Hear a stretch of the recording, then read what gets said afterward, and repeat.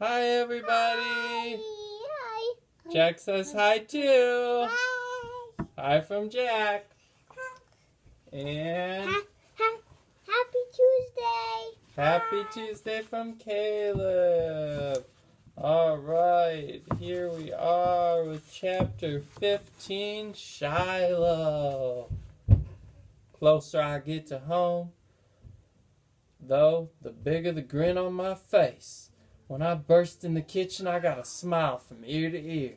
Dad's having his coffee. Ma's in the living room listening to the Sunday morning service by Brother Jonas.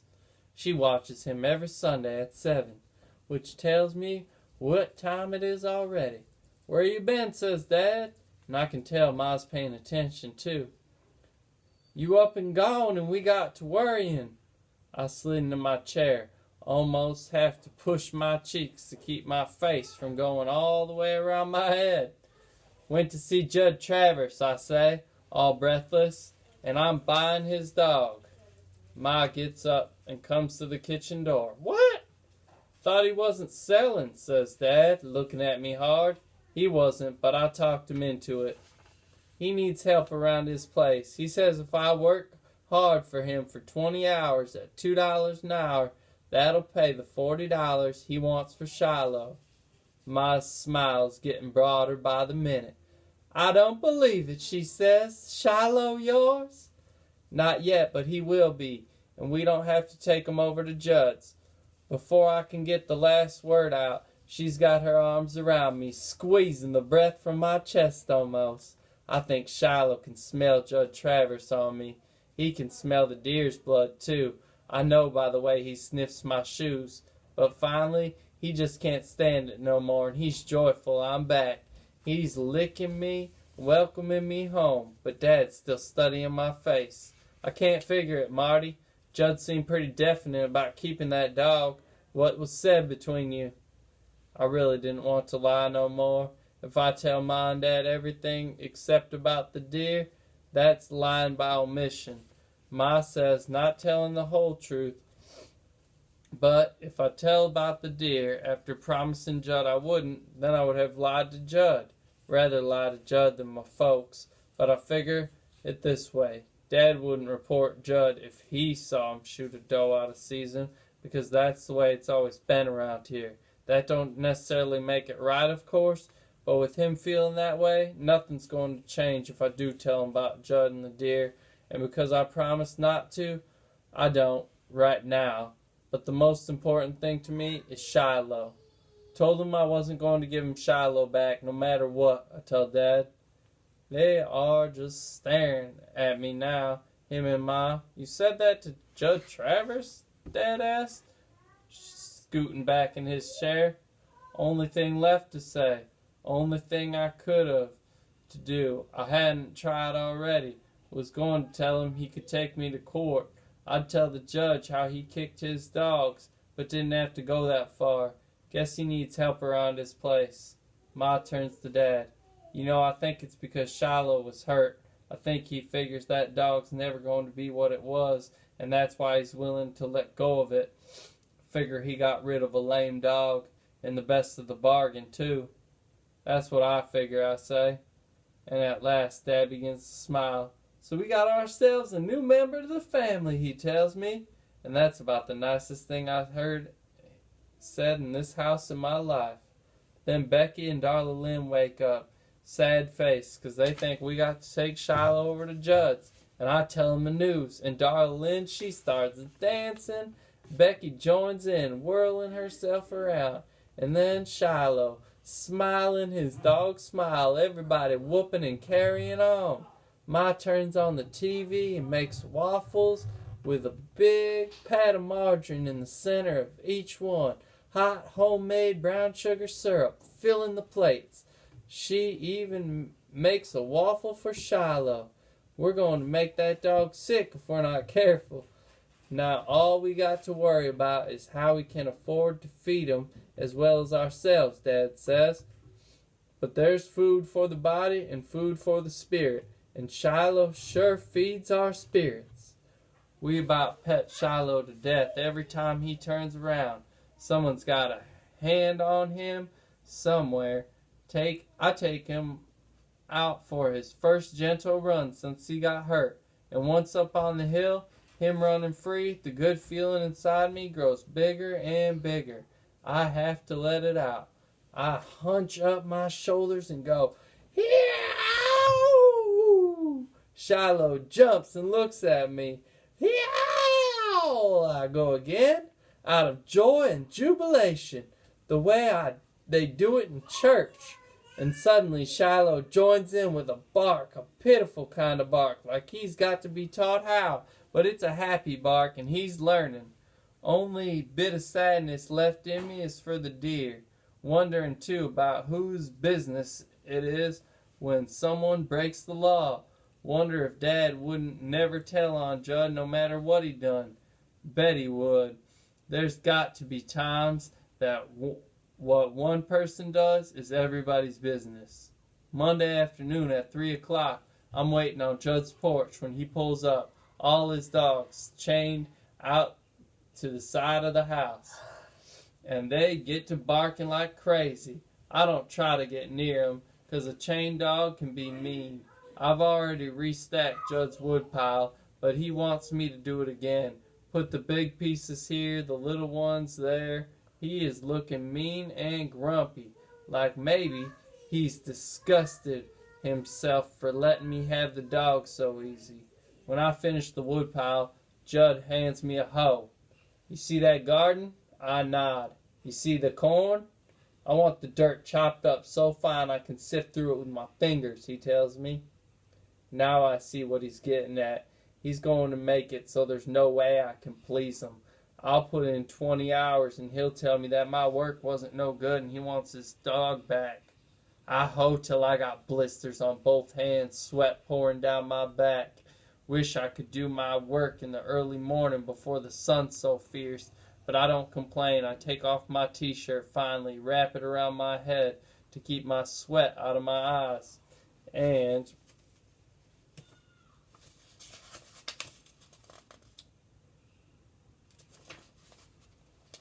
I keep on. Shoulders so red, I know they'll hurt worse than anything the next morning, and they do. Next afternoon, Judd sets me to scrubbing down the sides of his trailer and his porch, shining up the windows, raking the yard. He sits on a folding chair in the shade, drinking a cold drink. Don't offer me nothing, not even water. I hate him more than the devil. My mouth's so dry it feels like fur. Third day, though, he puts out a quart jar of water for me when I go to pick his beans. I bend over them rows so long, dropping them beans into a bucket, I think I'm going to be bent for life. When I'm through, Judd Shorter motions me over to the porch, like I can sit there if I want while I drink my water. I almost fall onto the porch, glad to be in the shade. "Looks like you got yourself some blisters," he said. "I'm okay," I tell him, and take another long drink. "How's Shiloh?" he asks. First time he's called that dog by its name. "He's doing fine. Still got a limp, but he eats good." Judd lifts his drink to his lips. "Would have been a good hunting dog if I could have just kept him home," he says. "The other dogs never run off." I think about that a while. "Well," I say, finally, "each one is different. That's the truth. Kick one and he just goes under the porch for an hour. Kick another and he goes off and don't come back." I'm trying my best to think of what to say to that. Like how come he has to kick them at all? And then I figure nobody likes to be preached at no matter how much he needs it. Least of all Judd Travers, who's 30 years old if he's a day.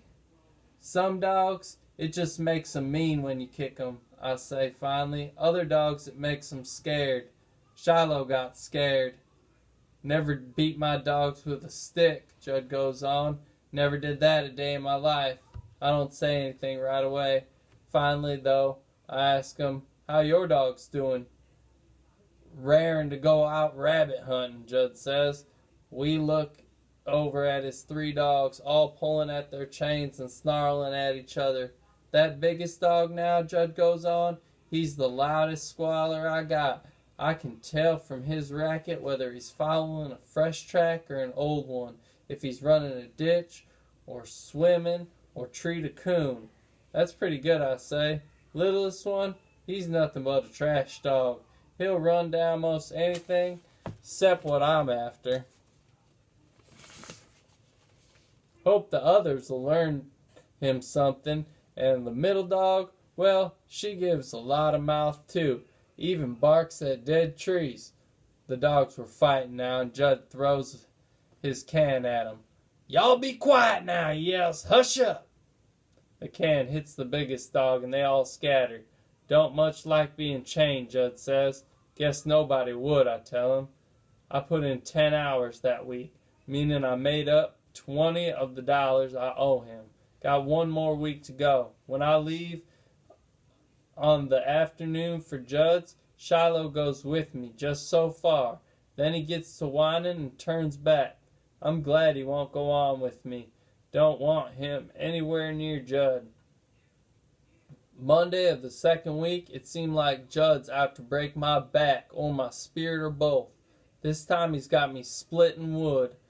I got to roll a big piece of wood over to the stump in the side of his yard, drive a wedge in it, then hit the wedge with a sledgehammer again and again till the wood falls apart into pieces that'll fit in his wood stove. Then another log and another. I can hardly get the sledgehammer up over my head. When I bring it down, my arms are so wobbly my aim ain't true. Almost dropped the hammer. This ain't a job for me, and if Dad saw what Judd was making me do, he'd tell him it wasn't safe. But Judd's out to teach me a lesson, and I'm out to teach him one. So I keep at it. I know it takes me twice as long as Judd to split wood. But I don't stop. And all the while, Judd sits on his porch, drinking his drinks, watching me sweat. Sure does his heart good, I can tell. Then he says something that almost stops my heart cold, laughs and says, "Boy, you are sure putting in a whole lot of work for nothing." I rest my back a moment, wipe one arm across my face. "Shiloh's something," I tell him. "You think you're going to get my dog just 'cause you got some handwritten piece of paper?" Judd laughs and drinks some more. "Why, that paper's not good for anything but to blow your nose on. Didn't have a witness." I look at Judd. "What you mean?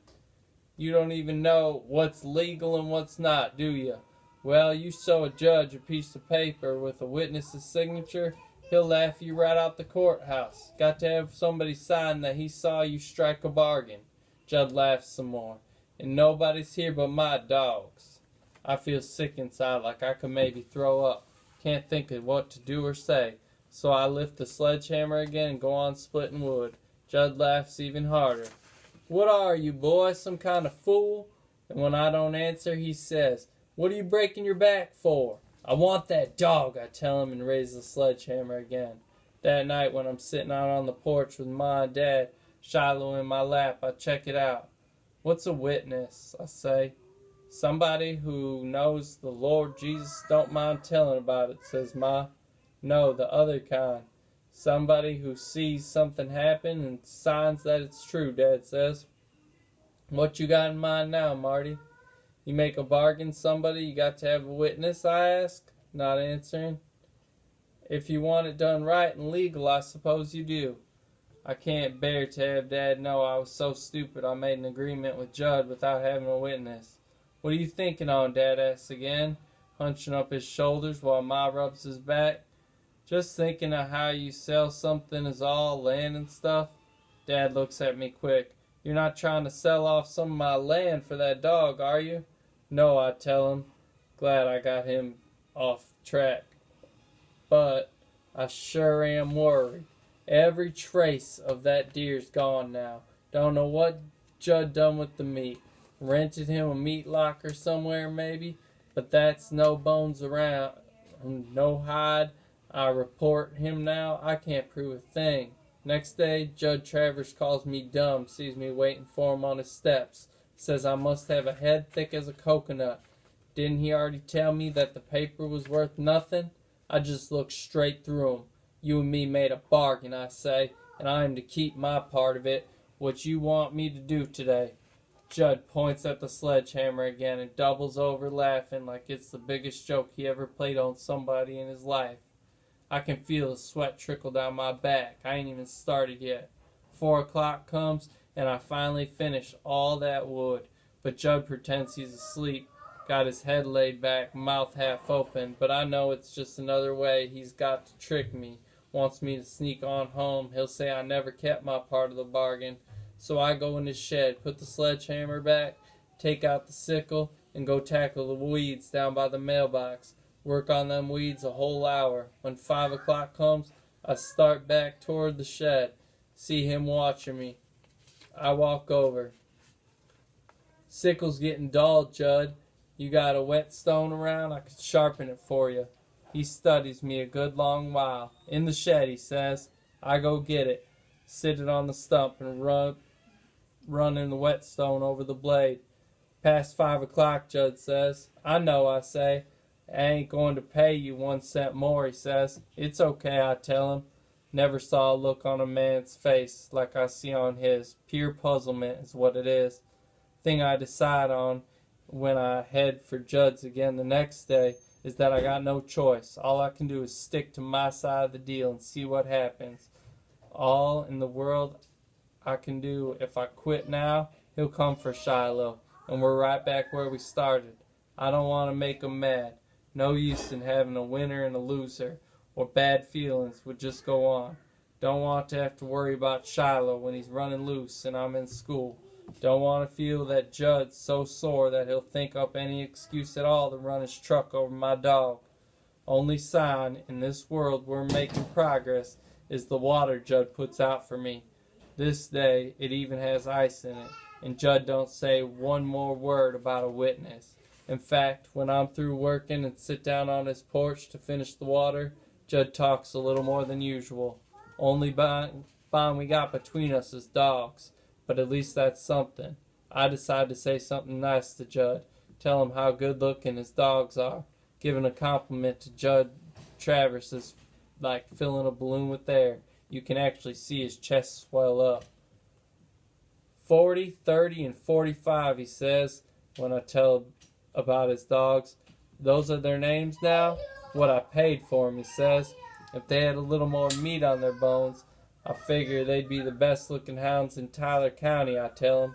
Judd sits there turning his beer around in his hands. Maybe could use a little bit more fat. I nursed my water a little too long. When'd you first get to hunting, I ask him. Your pa take you out when you was little? Judd spits. Didn't know a man could drink and chew tobacco at the same time, but Judd does. Once or twice, he says. Only nice thing about my dad I remember. It's the first time in my life I ever felt like sorry for Judd Travers. If you weighed it on a postal scale, would hardly move the needle at all. But I suppose there was a fraction of an ounce of sorry for him somewhere inside me. And when I thought on all the things I'd done with my own dad and how Judd could only remember hunting, well, that was pretty pitiful for a lifetime. Thursday, when I get there, Judd's meanness has got the best of him again, because I can see he's running out of work for me to do, just giving me work to make me sweat. Dig a ditch to dump his garbage in, he says. Hoe that cornfield again. Scrub that porch. Weed that bean patch. But close on to 5 o'clock, he seems to realize I'm only going to be there one more time, and I'd worked real hard that day.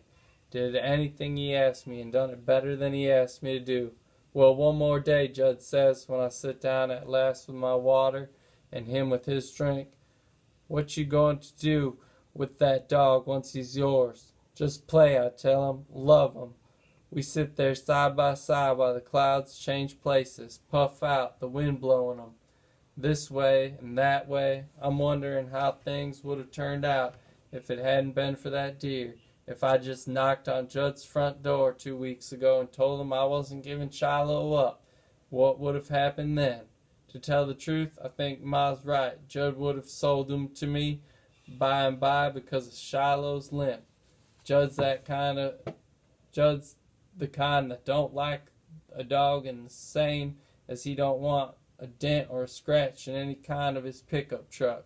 Makes him look bad. He thinks his truck's got to be perfect to make up for all the ways Judd's not. The last day I work for Judd, he inspects every job I do, finds fault with the least and littlest things, keeps pestering me, making me hang around, do my work over and over. When it's time to go, I say, well, I guess that's it then. Judd don't answer, just stands there in the doorway of his trailer looking at me. And then I get a feeling he's going to tell me I can take that paper he signed and use it for kindling. Tell me I can call the game warden if I want. There's not a trace of that deer left.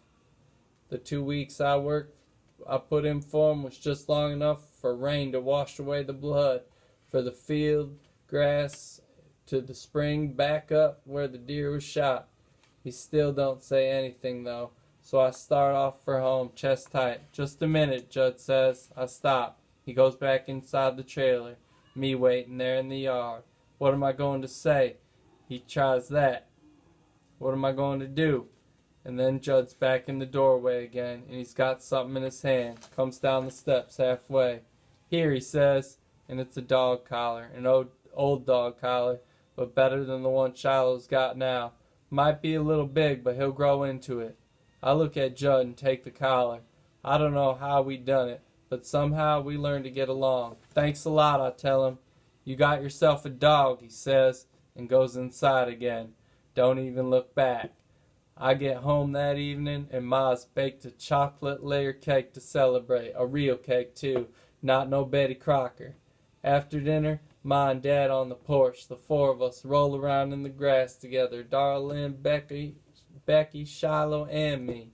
Becky tries to give Shiloh her butterfly kisses, but he don't hold still long enough to feel her eyelashes bat against them. Just got to lick everywhere on her face.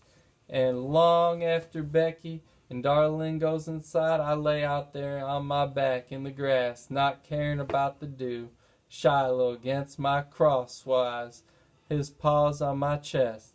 I look at the dark closing in, the sky getting more and more purple, and I'm thinking how nothing is as simple as you guess.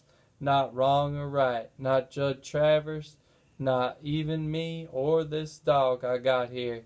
But the good part is, I've saved Shiloh, opened my eyes some.